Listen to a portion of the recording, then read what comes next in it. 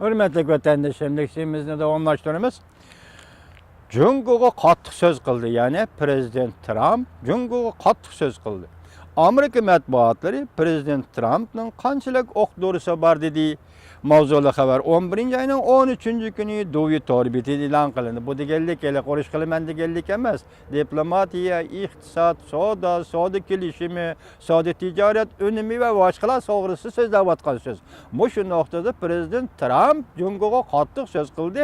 Endi buningga chaqchaq qilish shaklida Amerika matbuotlari qanchalik o'q durisi bor degan gap. Yani xato tushunib qolmanglar hurmatli vatandoshim. Bu maqola 11-oyning 13-kuni Dovi torbitida e'lon qilindi. Xabar mundaq boshlandi. Prezident Trump prezident bo'lib saylangan birinchi kuni Jungo'ni privat nisbatini kontrol qilguvchi davlat qatoriga kirgizaman deb va'da bergan. Prezident bo'lib saylangandan keyin Jungo'ni pulni kontrol qilguvchi davlat qatoriga kirgizish yoki kirgizmaslik masalasi bo'yicha Prezident Trumpning iqtisod maslahatchisi o nima degan bo'lsa, shuni qiladigan odam deb ko'rsatdi. Demak, saylan raqobati davrida, raqobati jarayonida Prezident Trump prezident bo'lmasdan burun nima dedi? Jungo pulni kontrol qilib olguvchi davlat, ya'ni privat nisbatini kontrol qilib olguvchi davlat dedi. Men uni jazolayman dedi. Shunga sababdan aytganda hozir Prezident Trumpning iqtisod ishlari bo'yicha maslahatchisi nima dedi? Bu nima degan bo'lsa, shuni qiladigan odam deb ko'rsatdi. Universal matbuotlar 11-oyning 14-kuni mundaq ko'rsatdi.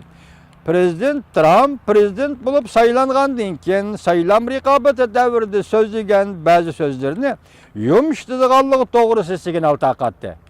Yani bu gazetlar nima deydi? 11-oyning 14-kuni Prezident Trump saylam davrida so'zlagan so'zlarning ba'zi so'zlarni yumshatadiganligi to'g'risida signal tarqatdi. Masalan, Koreya va Yaponiya bilan bo'lgan ittifoqdoshlikni madhiyahladi. Prezident Obama'nın tibbiy sug'urta islohotining bir qism mazmunlarini saqlab qoladiganligini bildirdi. Biroq Prezident Trumpning iqtisod maslahatchisi Jodi Shilton xonimning Jungo'ni pul kontrol qilguvchi davlat qatoriga kirgizish to'g'risidagi ifoda bildirishi jamoat fikrini andirishiga soldi. İki meselede Prezident Trump yumşaptı. Mesela Prezident Obama'nın tibbi sug'urta meselesi doğrusu da yumşaptı. Şundakla yani nime de yumşaptı? Iqtisod meselesi pulni konumu yumşaptı. Prezident Obama sug'urtasi bir qism mazmunlar saqlab qoldigan bo'pti. Koreya, Yaponiya meselesi munosabatni davomli saqlab qolish degandek mazmunda ularni madhiyalabdi. Endi shundoq oxirida deydi, pul kursini saqlab qolguvchi davlat Jungo deb bundan muqimlashtiramiz degan masalada uning iqtisod maslahatchisi Shilton xonim nima deydi? Uning ifoda bildirishi kishini andishiga soladi deydi. Nima deb ifoda bildirdi?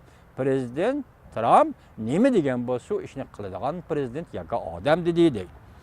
Shilton 11-kuni Bloomberg televiziyasi muxbirining ziyoratini qabul qilganda Prezident Trump saylam davrida so'zlagandek Jungo'ni pulni kontrol qilguvchi davlat qatoriga kirgizamdi deb savol qo'yganda muxbir Shilton bunday ko'rsatdi. Prezident Trump gapirib turadigan odam. İqtisod maslahatchisi Shilton xonim Jungo'ni pulni kontrol qilguvchi davlat qatoriga kirgizib qolmay, Prezident Trumpning savdo siyosatiga ham qo'shiladiganligini bildirdi. Bu hamda maslahatchi bo'layotgan odam Shilton xonim nima deydi? Men Prezident Trumpning Jungo'ni pulni kontrol qilguvchi davlat qatorida muomala qilishi va shundoq qatorga kirgizishini men o'zim shaxsan qo'llab qolmay deydi. Hatta Trumpning savdo siyosatiga o'zining qo'shiladiganligini bildirdi. Masalan, buningda nima deydi?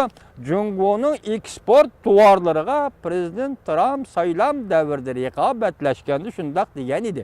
45% atrofida bosh qo'yman degan edi.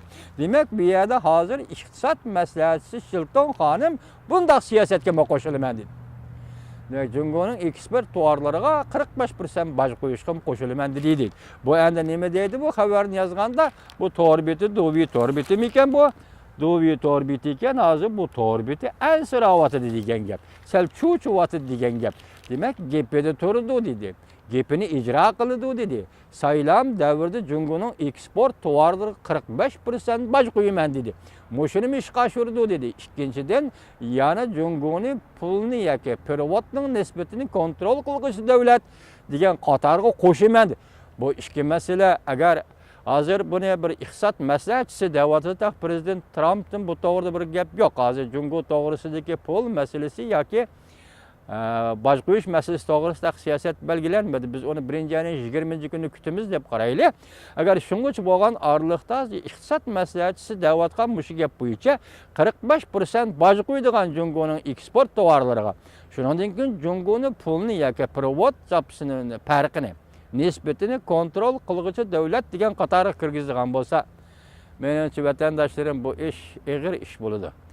Lekin hozir prezident Trump o'zining so'zlagan raqobat davri, saylam raqobat davri so'zlagan so'zlarining ba'zisida normal muqimlikqa yeniyotgandek turdi. Masalan, prezident Obamaning tibbiy sug'urtasi masalasi, anandagi Yaponiya, Koreya masalasida bildirgan ifodasi qatorliq masalalarda.